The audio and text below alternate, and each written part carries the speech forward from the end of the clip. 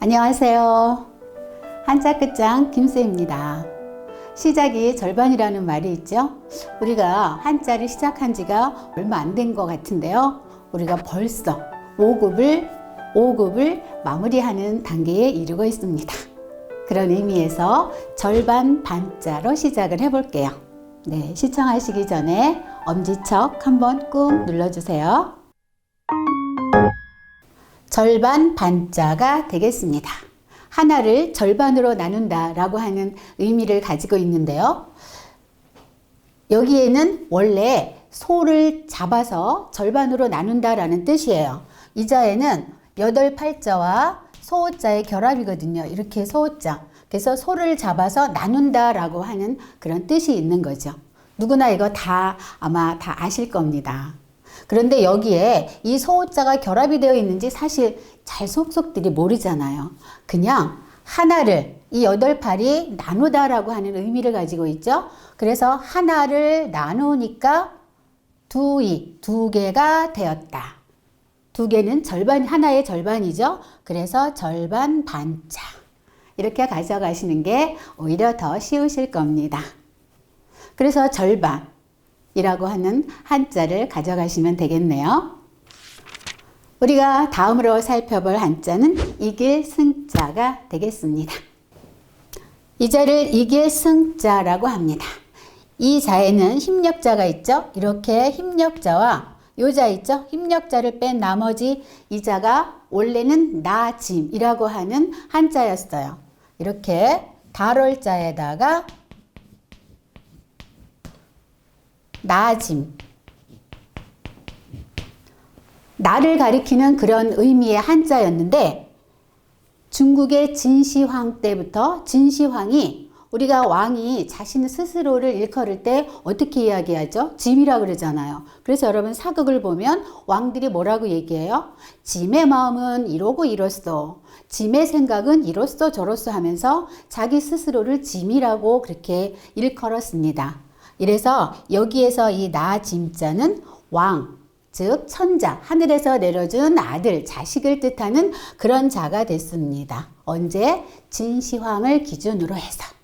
그 다음에 그전에는 이제 일반적인 나를 가리켰다라는 그런 이야기가 되겠죠. 그래서 여기에 이길승자는 힘을 써서 뭘로? 근육에 힘을 써서 열심히 하면 이긴다 해서 얘가 이길승자 이런 뜻인데요. 복잡하잖아요. 제가 전에 어떻게 여러분에게 말씀을 드렸냐 하면요. 여기에 이제 이게 부수가 달월이지만 우리가 6달월로 보자 이렇게 이야기했어요. 그리고 요 안에 지아비부가 숨어 있죠. 그래서 지아비가 씨름대회에 나갔단 말이죠. 그래서 씨름대회에 나간 지아비죠.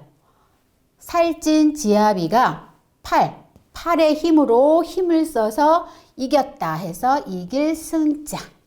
이렇게 기억을 하면 아주 쉬울 거다라고 제가 말씀을 드렸습니다. 다시 말씀드릴게요. 살찐 지아비가 팔에 힘을 써서 씨름해서 이겼다 해서 이길승자. 이렇게 가져가시기 바랍니다. 이거와 관련된 한자는 이겼으니까 승리가 있겠네요. 우리가 다음으로 살펴볼 한자는 개견자가 되겠습니다.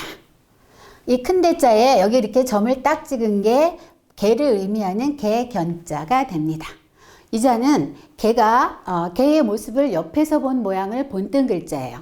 여기에서 이 점은 개는 멍멍 짖지 않습니까? 그 멍멍 짖는 입을 의미하는 그런 점이 되겠습니다.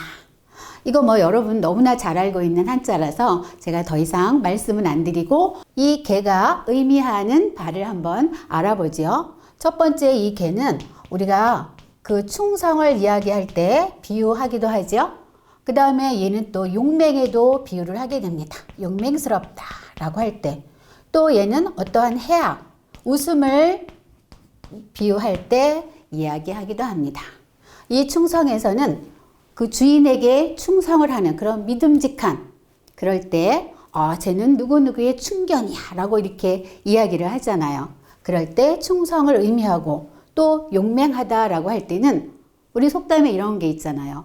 하룻강아지 범 무서운 줄 모른다 라고 하는 그런 의미가 있는데요. 거기에서 범 무서운 줄 모른다고 하는 거는 범에게 달려들잖아요. 그래서 용기의 의미를 하게 되고, 해학은 또 어이없는 이야기를 할 때, 야, 그거 지나가던 개도 웃겠다 라고 이렇게 이야기를 빗대어서 말합니다. 그럴 때 이 웃음, 해학적으로도 이 개를 의미하게 된다는 거. 또 욕으로도 쓰이잖아요. XX 같은 뭐뭐뭐 이렇게 할 때, 이럴 땐 또 욕으로도 쓰여요. 그러고 보니까 이 개가 의미하는 게 참으로 많네요. 이렇게 저도 지금 말씀을 드리다 보니까 여러 가지 의미가 있네요. 그 다음에 내가 일을 너무나 열심히 했어. 그런데 나 스스로를 막 높여 세우고 싶은데, 또 높여 세우면 쟤 너무 교만해 라고 할 수 있잖아요.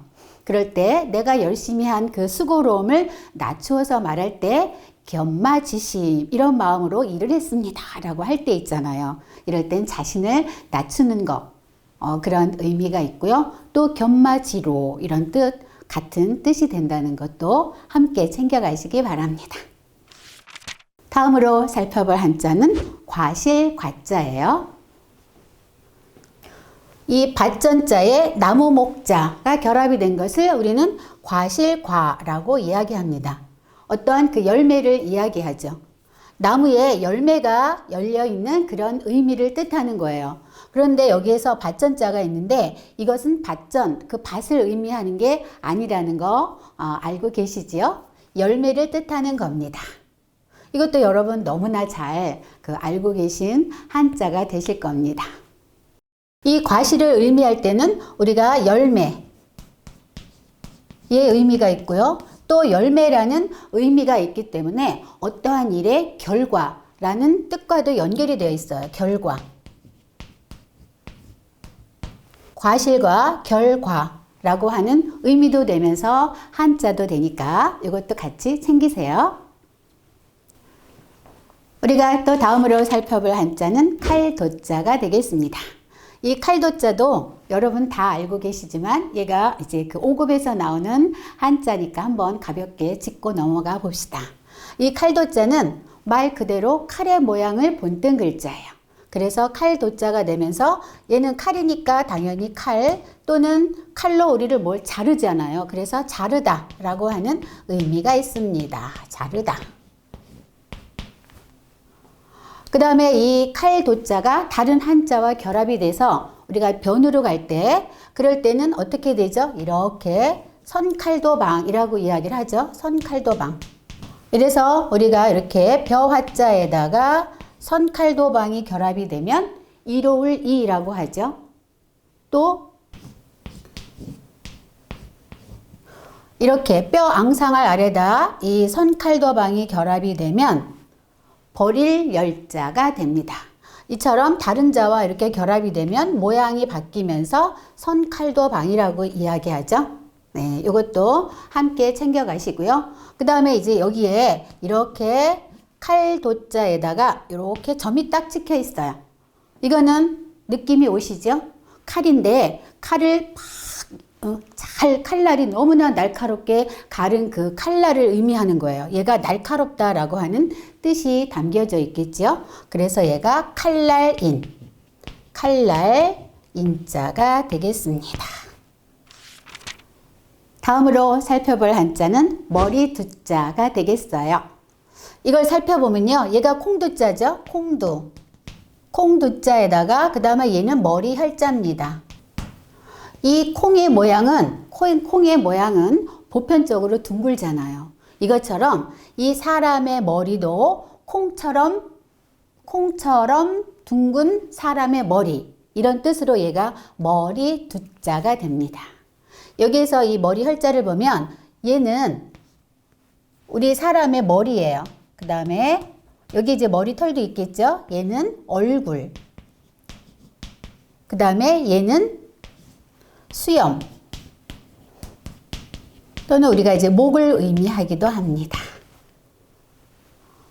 그러면서 이 사람의 머리는 이 우리 몸에서 가장 꼭대기에 있죠. 그래서 우두머리라고 하는 뜻도 있어요. 머리 돛도 있지만 우두머리.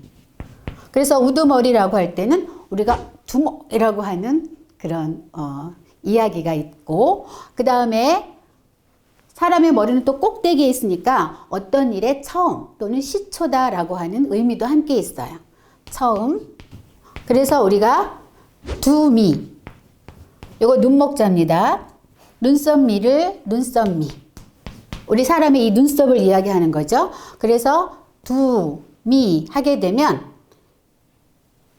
처음과, 머리니까 처음과 끝이라는 그런 뜻도 있고요. 그 다음에 이 눈썹미가 또 이제 그 꼴이라고 하는 의미가 같이 내포가 되어 있어서 두미 하게 되면 머리와 꼬리라고 하는 의미도 함께 있습니다. 우리가 다음으로 살펴볼 한자는 푸를 녹자가 되겠습니다. 이 푸를 녹자를 살펴보면 얘가 실사자죠. 실사자와 요 자를 새길 녹자라고 합니다. 새길 녹자 또는 그 나무 깎을 녹 이렇게 이야기도 해요. 그래서 이 자가 의미하는 거는 여기에 왜 실사자가 되어 있냐면요. 제가 방금 요 자를 나무 깎을 녹이라고 했습니다. 있잖아요. 나무 깎을 녹. 이 나무 껍질을 막 깎다 보면 거기에서 실처럼 나오는 게 있어요. 여러분들 나무 껍질을 실제로 벗겨 보셨는지는 모르겠는데 껍질을 막 이렇게 치다 보면 거기 이렇게 실 같은 게 좀 나오거든요. 실처럼 보이는 거죠. 그래서 여기 실사자가 들어갔고요. 그러다 보니까 얘가 이제 푸르다 또는 그 푸른빛 이런 의미를 가지게 돼서 푸를 녹자가 됐습니다. 그래서 요게 요자 있죠? 요자는 우리가 이제 돼지머리 개 이렇게 이야기하잖아요. 요자를 다른 자로 쓰게 되면 또 이렇게 우리 한자 크자와 똑같이 생겼습니다. 그래서 돼지머리 개 얘는 이제 부스를 치게 되면 튼 가로왈 이렇게 이야기를 하잖아요. 그런데 여러분 가만히 보세요. 요자 있죠? 요자의 다른 글자에 따라서 얘가 의미가 무슨 자인지 막 헷갈려요. 제가 예전에 1급 시험을 봤는데 녹음을 쓰세요라고 하는 그런 한자를 쓰는 문제가 나왔거든요. 그런데 처음에는 이 녹음을 썼단 말이죠. 그런데 막 이렇게 시간이 지나다 보니까 이 자인지 아니면 이런 자도 있죠. 실사자에 그 다음에 돼지머리 개에 요런 자가 있습니다. 요렇게. 요 자를 우리는 인연년 이렇게 이야기해요. 시험을 보고 나서 검토를 하는데 이 자인지 여기에 그 돼지씨가 들어가는 요 자인지 막 이제 헷갈리기 시작하는 거예요. 그러다 보니까 막 썼다 지웠다 하다가 결국에는 내가 처음에 쓸 때 손이 가는 대로 쓰는 게 맞겠지 하고 해서 이제 이 자로 했더니 맞았는데요. 이게 제가 이제 헷갈렸던 이유죠. 그런데 여러분, 이 자 여러분도 헷갈리지 않습니까? 사실 보편적으로 내가 헷갈리면 다른 사람도 같이 헷갈리거든요. 그래서 시험 보고 났는데 이제 계속 헷갈렸던 거예요. 그래서 이거를 어떻게 하면 잊어버리지 않을까 이렇게 제가 계속 고민을 했다는 거 아니겠어요. 그래서 이거를 우리 절대 잊어버리지 않는 꿀팁. 우리 여러분 남녀가 만나면 서로 인연을 맺지 않습니까? 인연을 맺으면 어떻게 해요? 집과 집, 너와 내가 서로 이렇게 결합이 돼서 가정을 이루고 자식을 낳고 쭉쭉 대대로 내려가면서 실처럼 이어지지 않습니까? 그래서 여기 이제 실사자도 붙고 얘는 우리 집가자. 여러분들 집가자 쓸 때 이렇게 쓰잖아요. 이렇게. 집가자. 집안과 집안끼리 이어지는 게 인연이잖아요. 그래서 여기에 인연연자를 쓸 때는 요거를 생각하시면 절대 잃어버리지 않아요. 그래서 둘 중에 하나를 확실하게 알면 나머지는 자동으로 안다 이거죠. 그래서 인연연자에는 이렇게 집가자에 돼지시자가 들어가고 푸를 녹자에는 요런 자. 요게 이제 아랫물수 이렇게 이야기하죠. 나무가 푸르르려면 어떻게 해요? 물이 있어야 되잖아요. 그래서 아래에서 물이 올라간다 해서 얘가 물수자의 변형인 아랫물수가 들어간다. 이렇게 기억을 하시면 이 풀을 녹자와 인연연자에 요자 들어가는 것은 절대 잊어버리는 일이 없으실 겁니다. 네, 여러분에게 제가 꿀잼을 알려드렸고요. 오늘 한자 끝장 김쌤은 여기까지고요. 제 강의가 유익하셨다면 주위에 많이 홍보 좀 부탁드리겠습니다. 여러분 이제 지금 현재 가장 추운 겨울입니다. 감기 조심하시고요. 건강 잘 지키시기 바랍니다. 저는 다음 시간에 뵙겠습니다. 건강하세요. 그리고 요거 하나 빠졌네요. 여기에서 요게 이제 그 돼지머리 개라고 했는데요. 요거는 딱 보세요. 모양이. 이게 뭐가 뾰족하게 나왔죠? 그래서 그 고슴도치는 입이 뾰족하게 나왔잖아요. 그리고 멧돼지의 입이 뾰족하게 나왔죠. 그래서 그런 동물의 그 주둥이를 의미하는 거예요. 그래서 돼지머리 개 이런 뜻이 되겠습니다. 손자로 다음 주에 뵙겠습니다.